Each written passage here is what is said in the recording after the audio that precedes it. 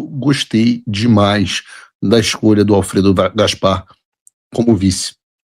E é possível que você não tenha gostado, porque tenha achado que ele não é muito conhecido, etc, etc. E caso você não conheça ele, deixa eu apresentá-lo a você, deixa eu dar uma passada pelo perfil dele, e aí você tira as suas próprias conclusões se gostou ou não, né? Para você não ser aquele cara que fala, não conheço e não gostei, não vi e não gostei. Deixa eu te falar, antes de chegar, hoje ele é deputado, né? O Alfredo Gaspar é deputado, mas antes de chegar à Câmara, ele construiu uma vida dentro da luta pela segurança pública.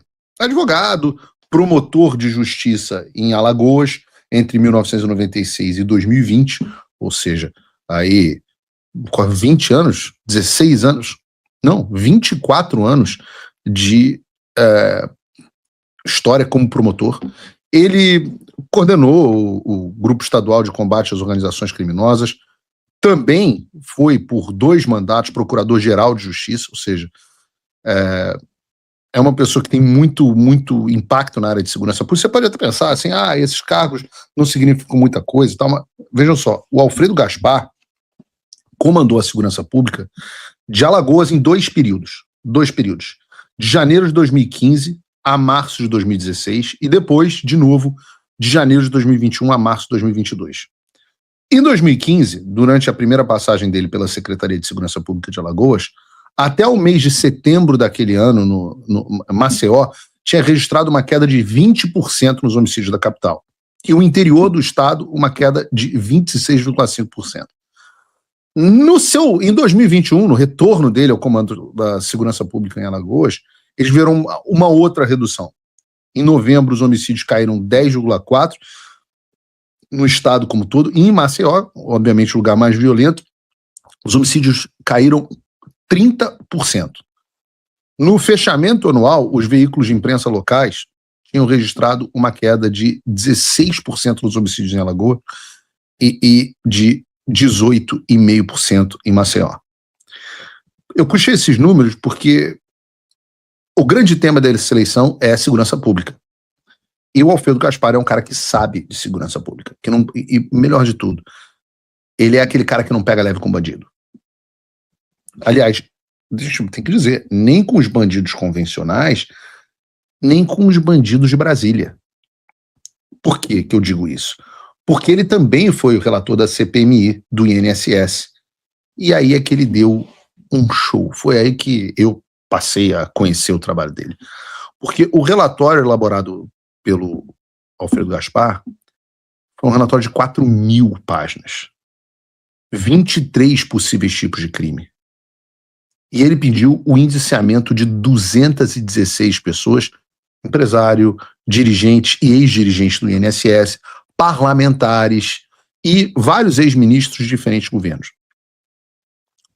Nesse relatório, ele também pediu o indiciamento do Lulinha e a adoção de medidas pedindo basicamente a prisão preventiva do Lulinha sob a alegação de indícios concretos de evasão que no fim se mostraram verdade, visto que o Lulinha já não está nem no Brasil há muito tempo.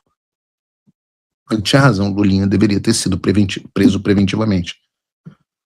Aliás, tem um momento dele na CPMI que é absolutamente fenomenal. É muito bom saber que entrou um cara que não tem medo de falar a verdade. Agora esse cara tá dentro da chapa do Flávio. Solta o vídeo aqui, aquele vídeo do Alfredo aí, por favor. Olha, me chamou de estuprador. Eu estuprei corruptos como Vossa Excelência, que roubam o Brasil, ladrão, corrupto, ladrão. Senhores, por gentileza, por favor, questão de ordem, por favor, presidente, questão de ordem. Senhores, por gentileza. Nós aguardamos um relatório. Nós aguardamos um relatório. Não, ele não pode ofender as pessoas da forma que ele ofendeu. Não, senhor, ele chamou o relator de estuprador. Não, senhor, isso é muito grave. Não, isso é muito grave. É grave. E outra coisa, eu vou dizer mais uma coisa. Ao chamar essa comissão de circo, Vossa Excelência está chamando de palhaço todos os aposentados brasileiros que confiaram no nosso trabalho. O senhor, por favor, respeite. Não, ele começou toda a ofensa. Eu vou... Vou deixar. Não, eu vou deixar. Senhores, por favor, isso vai ficar, por gentileza, isso vai ficar para o Conselho de Ética.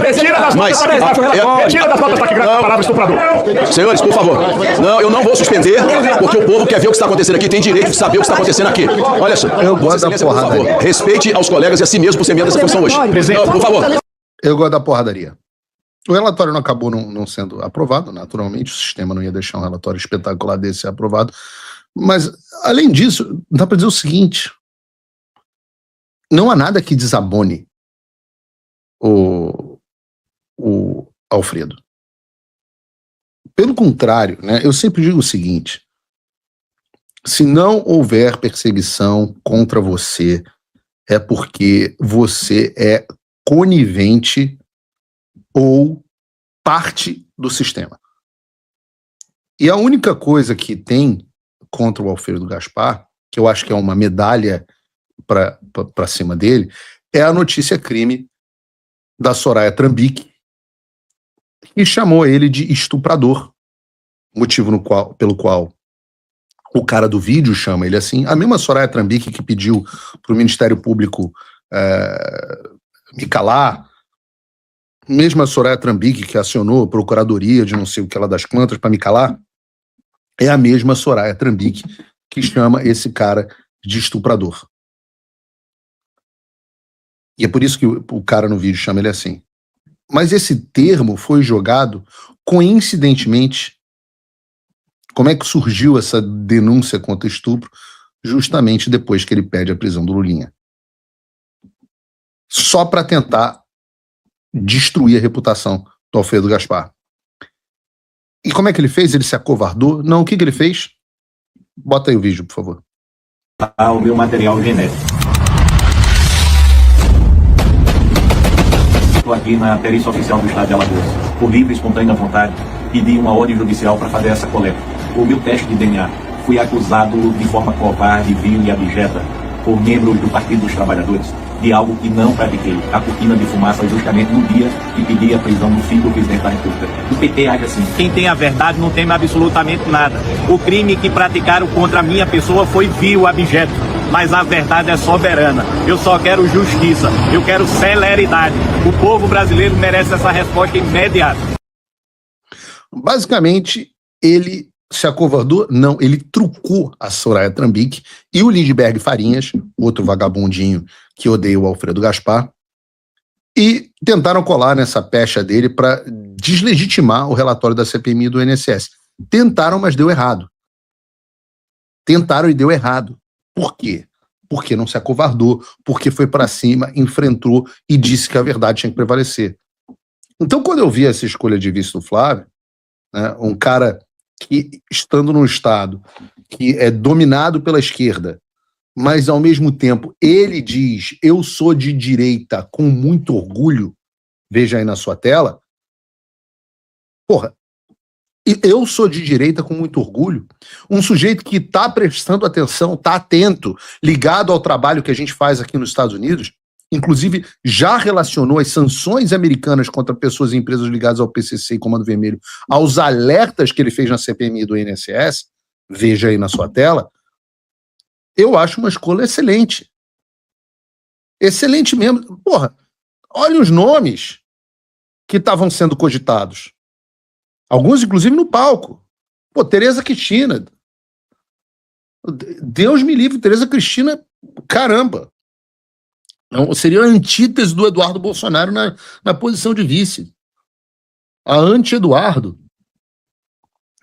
Priscila Costa, nada contra Priscila Costa, mas no momento absolutamente inexpressiva. Estava sendo cogitada pelo quê? Por pressão da Michele. Nada contra Priscila Costa, até tenho simpatia, tá? Mas astronauta sendo cogitado, não tenho nem palavras para descrever. Num dado momento foi Ciro Nogueira. Ciro Nogueira, cara. Ciro Nogueira era cotado para ser vice do Flávio num dado momento. Zema foi cotado. Olha onde é que está o Zema hoje, olha a postura do Zema.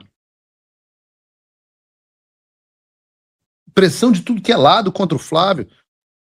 Dani Marques, também não tenho nada contra, mas por pressão, teve pressão de tudo que é lado. pressão de tudo que é partido. Tomar banho, pô. O Flávio foi lá e a gente saiu disso para Alfredo Gaspar, tem que elogiar, pô. Não tem nada que a gente possa reclamar.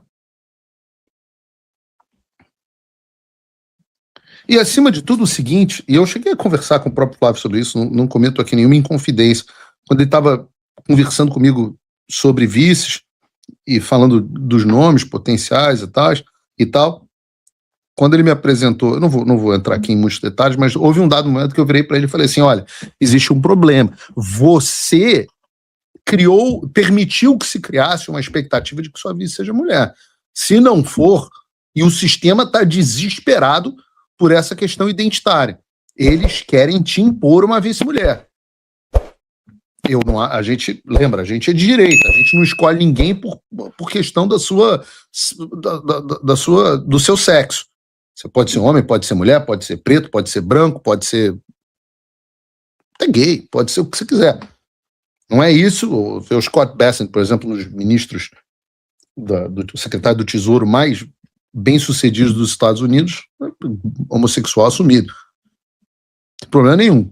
Nós escolhemos as pessoas pelas suas competências. Então, o Flávio foi lá e fez uma escolha com uma condução também muito bem feita.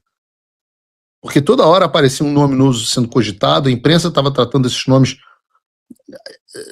dava como certo o Rogério Marinho, que teria sido um bom nome. Eu já falei para vocês sabem da minha amizade com o Rogério Marinho, mas a gente perderia um senador no momento em que a gente precisa de senadores, e um dos melhores senadores que nós temos, e possível presidente do Senado na próxima gestão. Então, né, valeria a pena? O que agregaria o Rogério Marinho? Então a gente tem agora um nome forte da área de segurança pública, que é o que nos interessa, e nordestino. Se há alguma coisa que você pode dizer aqui, um componente identitário nessa escolha, talvez seja o componente nordestino. Mostrar que há um nordestino, sim, na chapa do Flávio. Não acredito que isso vá mudar tanto as coisas, não, mas para as pessoas que pensam nisso. Então, o Flávio foi lá, deixou a mídia falar o que quisesse, sem pressão, a decisão foi tomada de maneira muito mais tranquila, o nome dele não vazou em momento algum, sem nenhum tipo de desgaste. Pouquíssimas pessoas sabiam que o nome do Alfredo Gaspar tinha sido cogitado. Vários dos cogitados estavam no palco, né? Estava lá a Daniela Marques, a Tereza Cristina, acho que a Damares estava também. No final das contas, entre opções ruins, péssimas e outras até um pouco melhores, eu acho que a gente ficou com o melhor nome na chapa. Agora, há também, a gente tem que pensar aqui no componente da política local. A gente fala pouco aqui de política local, mas ela importa. O Alfredo Gaspar era cotado para o Senado, era antes para onde ele concorreria, e isso estava causando um problema no Estado, em Alagoas, que era o problema do Arthur Lira, que também quer virar senador, né, quanto o João Henrique Caldas, que era do PL, agora foi PSD, e pode tentar o governo de Alagoas. Vocês já imaginaram um palanque forte para o Flávio em Alagoas. Eu acho que seria uma coisa muito positiva. O Arthur Lira também é um dos políticos mais influentes do Brasil, é alguém com quem o Flávio tem até onde eu sei, um bom diálogo. E além de tudo, você faz frente lá ao Renan Calheiros, que é um dos maiores adversários que nós temos, uma das figuras mais abjetas da política brasileira.